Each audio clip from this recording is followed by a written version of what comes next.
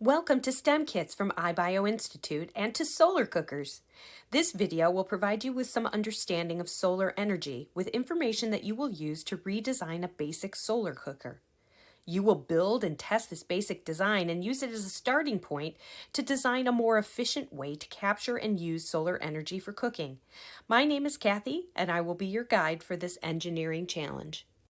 Engineering is the application of scientific processes and concepts to solve everyday problems.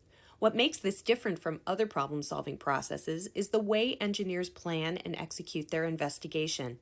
They carefully change one aspect of their design at a time so that they can clearly tell what actions make a change.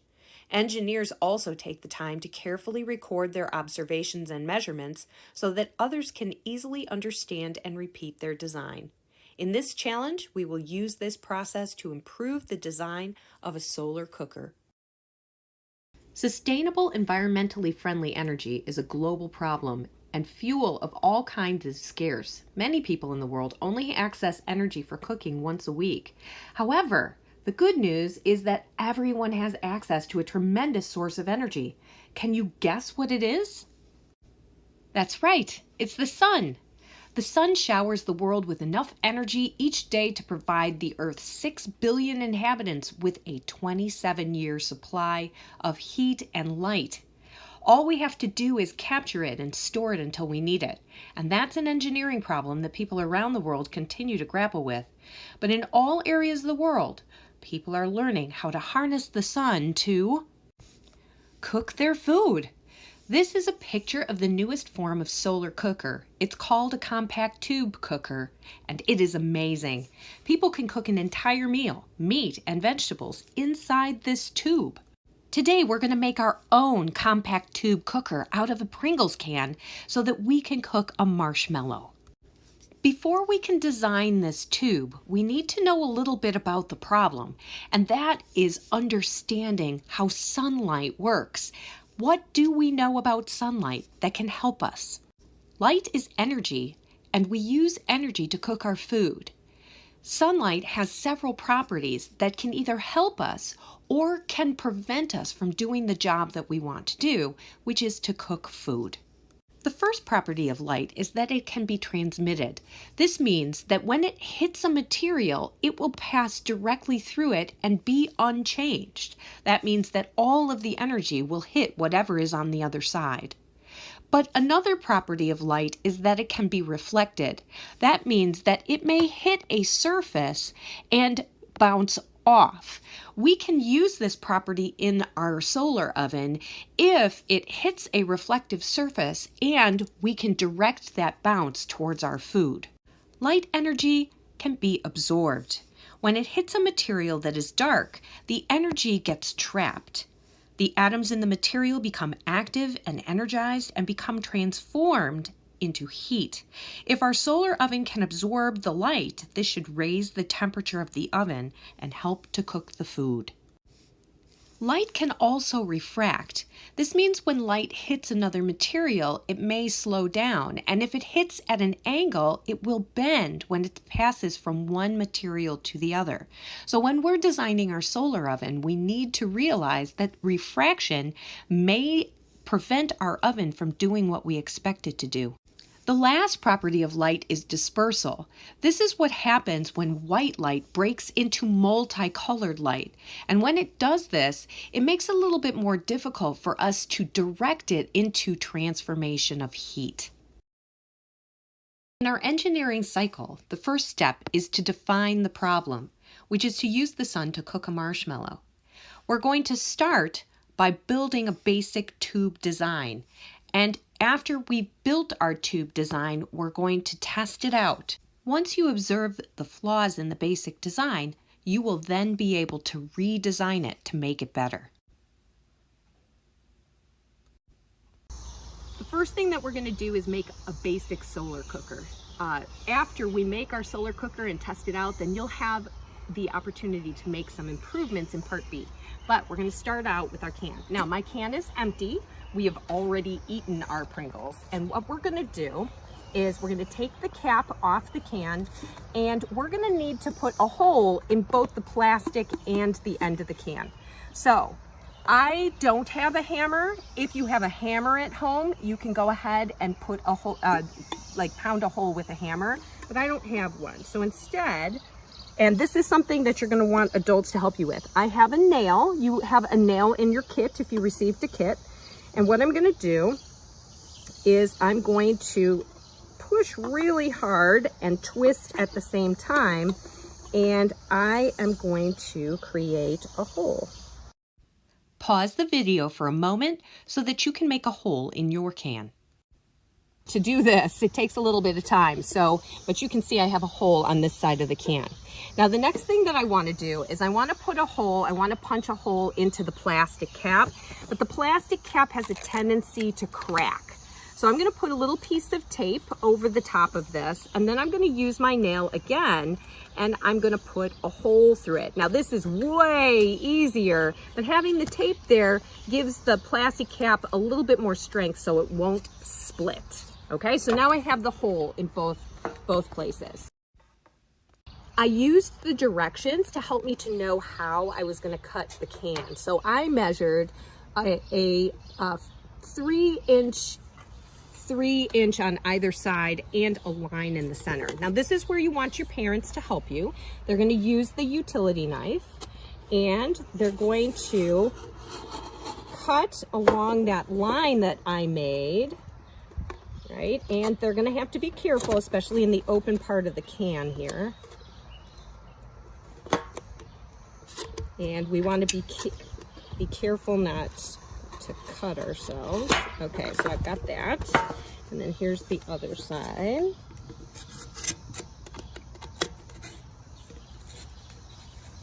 All right, so now I have an eye-shaped hole. And what I'm gonna do is I'm gonna bend the flaps back like this and create an opening in the can. All right, so now I have a place for the food to sit as well as an opening in the can. Now the Pringles can already has foil on the inside, so we're gonna see how well that foil works. Now the next thing that we're gonna do is we're going to put the skewer through the plastic lid that we had. So we made a hole in this plastic lid, and actually I'm going to take this and I'm going to push it through so it's nice and snug, just like that. And then I'm going to put it in the can, but I'm going to align this with the hole that we put in the metal part of the bottom of the can, and then I'm going to tuck it in place. Okay, so you can see how that fits. So I can see that my solar cooker is in place, and you can see that there's a little piece sticking out at the back. Now I'm going to pull this back out again because this is my basic solar cooker, and I want to cook a marshmallow. And in fact, because it's both me and Michael, I'm going to put 2 marshmallows onto that, and I'm going to put this inside the can, and you can see that the marshmallows are not exactly aligned. So I'm going to take them and I'm going to slide them in so I can see both marshmallows in the can. Pause the video on this frame so that you can see the directions, and go ahead and assemble your solar cooker. Okay, so now what we want to do, remember that it is the angle of the sun coming in that's going to cook our marshmallows. So I have my electronic thermometer that I'm going to use, and it's a little fancy one because we just happen to have one for barbecuing here at my house, but you should have a thermometer in your kit, or hopefully a thermometer at your house. And right now, this is a hot day, so right now it's 93.2 degrees. Now what we're gonna do is we're gonna bring this out into the lawn. We're gonna place it into the sun, and we're going to angle this. I'm going to look at the angle of the sun, and I'm going to try and make sure that it is at an angle that I think will cook my marshmallows. And again, what I'm going to do is I'm going to puncture my food, and I'm going to measure the temperature of my food. And since we've been outside, my marshmallows are at 92.1 degrees. So I'm going to record this in my data chart, and then I'm going to leave this here. Right now, I Michael has started the timer, and we are going to see how long it takes for this to cook. Record your starting temperature in your data chart and make sure that you keep track of your cooking time. Okay, so it's been about 15 minutes since we put this out, and I'm gonna measure. Now I can feel that my marshmallows are definitely warmer than they were, and I'm going to measure their temp.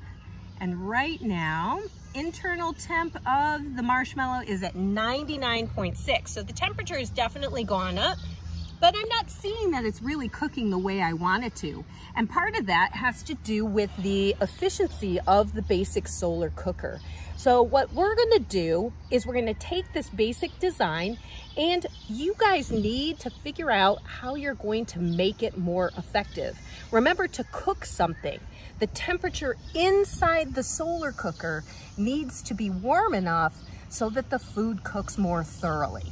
So you have some equipment that you can use. You can use the acetate and perhaps make a cover on your oven to hold in the heat. We have extra foil because even though this is silver, there might be a way to increase the reflective properties of your solar cooker. Remember that heat is also absorbed by dark colors. And right now we can see that although our can is red, we might be able to cover it with a more effective color. There are many things you can do to make this solar cooker much more effective. And so that is your challenge, to take this solar cooker and create a situation where that marshmallow is really gonna cook. Now it's time to engineer a solution for your solar cooker. Be creative with your design and use the properties of light to guide you.